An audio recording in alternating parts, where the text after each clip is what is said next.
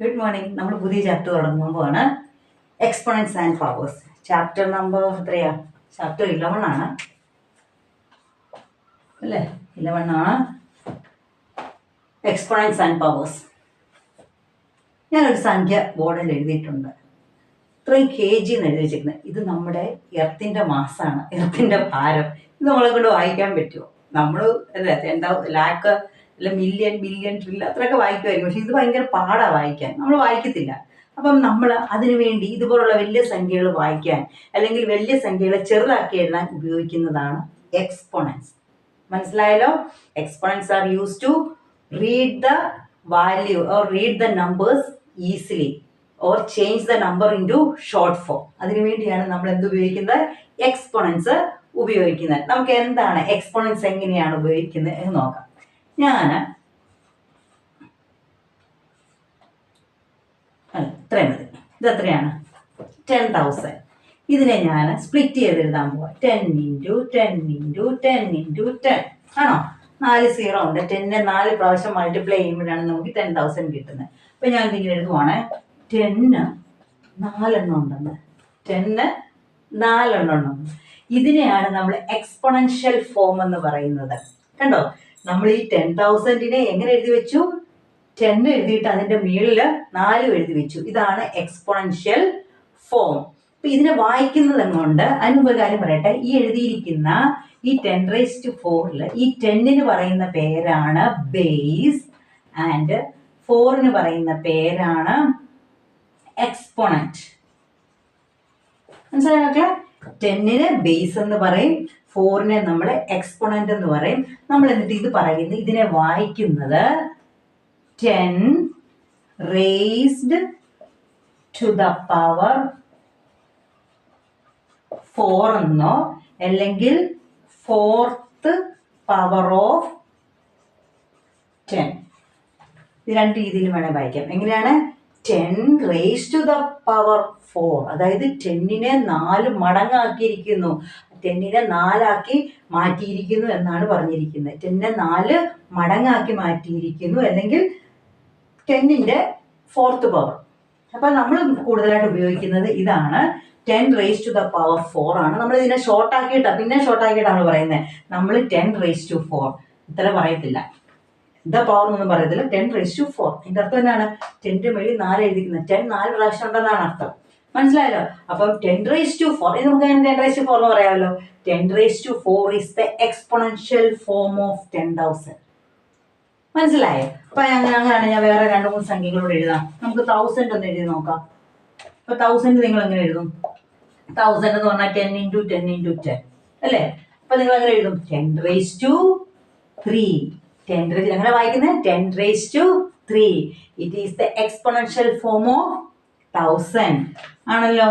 and 10 is the base and 3 is the exponent. അങ്ങനെയാണെങ്കിൽ നമുക്ക് 1 ആക്കിയിട്ട് ഒന്ന് എഴുതി നോക്കാവേ.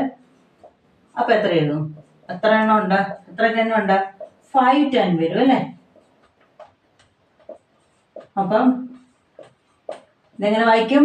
10 raised to 5. 10 raised to 5 is the exponential form of 1 lakh. മനസ്സിലായോ? എളുപ്പമല്ലേ? ഇനി നമുക്ക് ഇതുപോലല്ലാത്ത സംഖ്യ ഒന്ന് എഴുതി നോക്കിയാലോ. ഏതാണ്? നമുക്ക് 0 വരാത്ത സംഖ്യ. ഇപ്പൊ 10 100 അങ്ങനെയുള്ള അല്ലാത്തതിനും നമുക്ക് ഇതിനെ എക്സ്പോണൻഷ്യൽ ഫോമിൽ എഴുതാമോ എന്ന് നമുക്ക് നോക്കാവേ. ഇതെത്രയാണ്? 47,000. നിങ്ങൾ അങ്ങനെ വായിക്കും 47,561. ഇതിനെ എക്സ്പോണൻഷ്യൽ ഫോമിൽ എഴുതാൻ പറഞ്ഞു. ഇതിനകത്ത് 10 11 ഞങ്ങൾ അങ്ങനെ 10ന്റെ മേളിൽ എഴുതുമെന്ന് വിചാരിച്ചു കഴിഞ്ഞാൽ നമുക്കിതിനെ പ്ലേസ് വാല്യൂ അനുസരിച്ച് നമ്മൾ എഴുതാൻ പഠിച്ചിട്ടുണ്ട് അല്ലേ? മറ്റു ക്ലാസ്സുകളിലൊക്കെ പഠിച്ചിട്ടുണ്ട്. എനിക്ക് തോന്നുന്നു നിങ്ങൾ എത്ര 6ലോ 5ലോ ഒക്കെ പഠിച്ചിട്ടുണ്ട്. അപ്പൊ ഞാൻ എഴുതാൻ പോവാണ്. ഇത് എത്രാമത്തെ പ്ലേസ് ആണ്?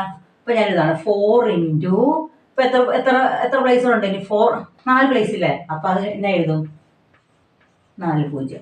കണ്ടോ? 4 എന്ന് പറയുന്നത് 1s 10s 100 1000 10,000. അപ്പോൾ 4 × 10,000. അതറിയാൻ അല്ലെങ്കിൽ അങ്ങനെ അറിയത്തില്ലെങ്കിൽ നോക്കിയാൽ മതി. 4 എഴുതുക, അത് കഴിഞ്ഞ് എത്ര സ്ഥാനമുണ്ട് അത്രയും 0 ഉള്ള സംഖ്യ എഴുതുക. ഓക്കെ. പിന്നെ പ്ലസ്, പിന്നെ അടുത്തതിനാണ് 7 × 7 കഴിഞ്ഞ് എത്ര സ്ഥാനമുണ്ട്? 3. അപ്പൊ 1000 എഴുതി. പ്ലസ് അടുത്തതിനാണ് 5 × എത്ര സ്ഥാനമുണ്ട്?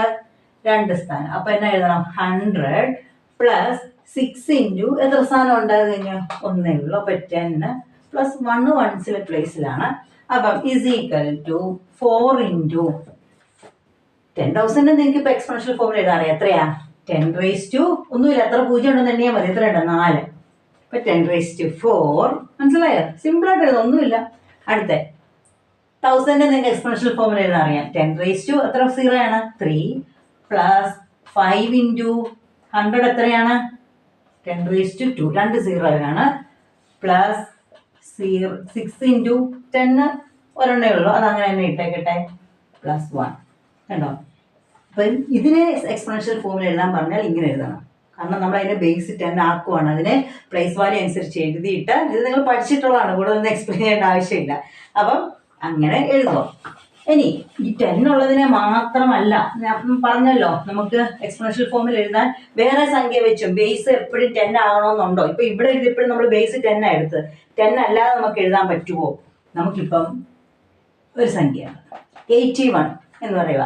ഞാൻ ഇതെങ്ങനെ എഴുതുന്നത് നമ്മൾ പിന്നെ പഠിക്കാം. നമ്മളിപ്പോൾ എക്സാമ്പിൾ പറയുന്നതേ ഉള്ളൂ. 3 ഇൻറ്റു 3 ഇൻറ്റു 3 ഇൻറ്റു 3 3യെ 4 പ്രാവശ്യം മൾട്ടിപ്ലൈ ചെയ്യുമ്പോൾ 81 കിട്ടും. അപ്പം നമുക്ക് എങ്ങനെ എഴുതാം? 3 റേസ് ടു 4. അപ്പം ഇവിടെ ബേസ് എത്രയാണ്? 3 ബേസും 4 ഈസ് ദ എക്സ്പോണൻറ്റും.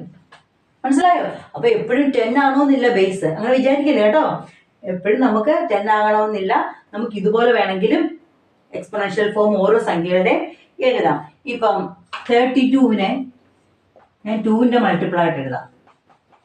2 ഉണ്ടല്ലോ 5 പ്രാവശ്യം മൾട്ടിപ്ലൈ ചെയ്യുമ്പോഴാണ് 32 കിട്ടുന്നത്. അപ്പം നമുക്ക് എന്നാ എഴുതാം? 2 റേസ് ടു 5 എന്ന് എഴുതാം. അതുപോലെ 125നെ 5ന്റെ മൾട്ടിപ്പിൾ ആയിട്ട് എഴുതാം. 5 ഇൻറ്റു 5 5. അപ്പം നമ്മൾ എങ്ങനെ എഴുതും? 5 റേസ് ടു 3. അപ്പം ഇതൊക്കെ എങ്ങനെ വായിക്കുന്നത് നമ്മൾ പറഞ്ഞായിരുന്നു. 3 raise to 4, 2 raise to 5, 5 raise to 3.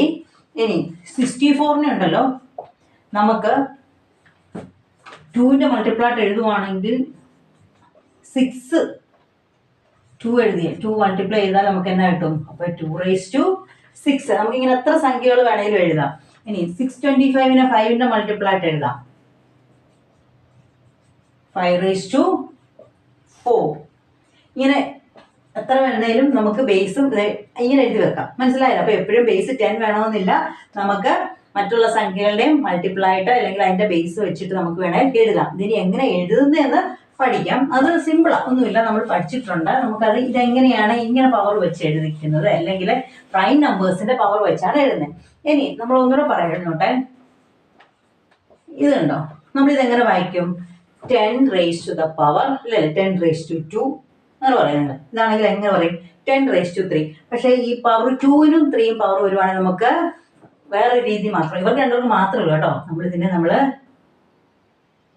10 square എന്ന് പറയും.